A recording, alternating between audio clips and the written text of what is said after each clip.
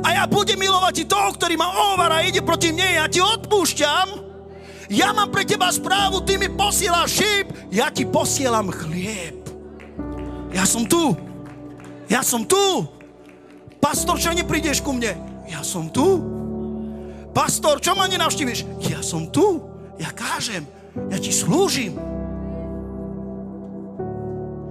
Nechcete robiť s pastorov ako Helsinki, Hebreji, ktorí i pri vdovách všade museli byť. Až si povedali dosť. Musíme nájsť diakonov, ktorí na túto službu poveríme. To znamená, že pastor nemôže byť všade, prosím. Ak si myslíte, že pastor má byť všade, ste na omyle. Pastor má byť najmä u modlitby, u slova, v kázaní, v zodpovednosti. Diakoni a služobníci majú byť pri ovciach, majú byť v domoch. Neprehoďme si to. Lebo keby pastori mali chodiť po tých, ktorí odpadli, tam vôbec nekážu, nemajú na to čas. To znamená, že pastor má tu stáť, má tu byť pevný, má dávať pozor na svoje srdce a Boh bude obráciať a vraciať späť tých, ktorí odišli. Pastor, nemáš strach od tých, ktorí odišli? Ak boli znovu zrodení, vrátia sa späť. Halelúja! Ak to boli návštevníci, nič nestratili, lebo nič nemali.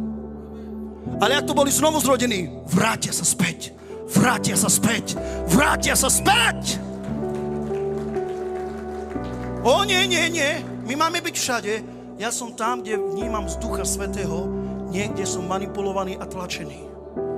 Ja nedovolujem manipulácii, aby niekto povedal, keď neprídeš za mnou, ja nejdem do cirkvi. Tak keď neprídeš ani 10 rokov, kvôli tvojej manipulácii nepôjdem k tebe.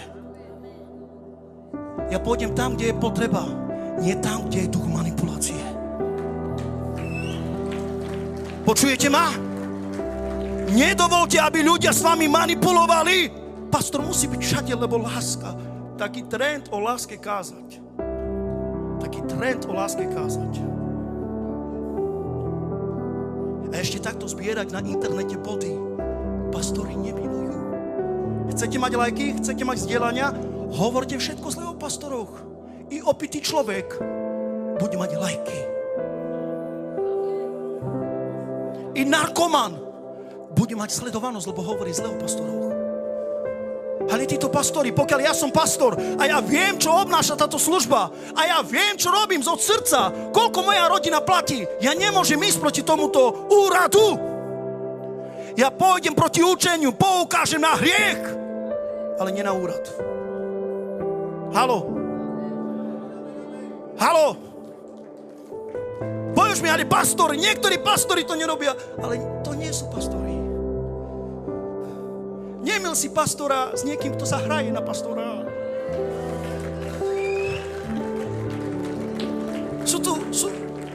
Sú niektorí, ktorí sa hrajú na svoje divadielko, majú svoje lutičky. Teraz stačí jedno slovo povedať zlého pastora a máme zdieľania. Ale skús kázať pravdu, ktorá reže ovce.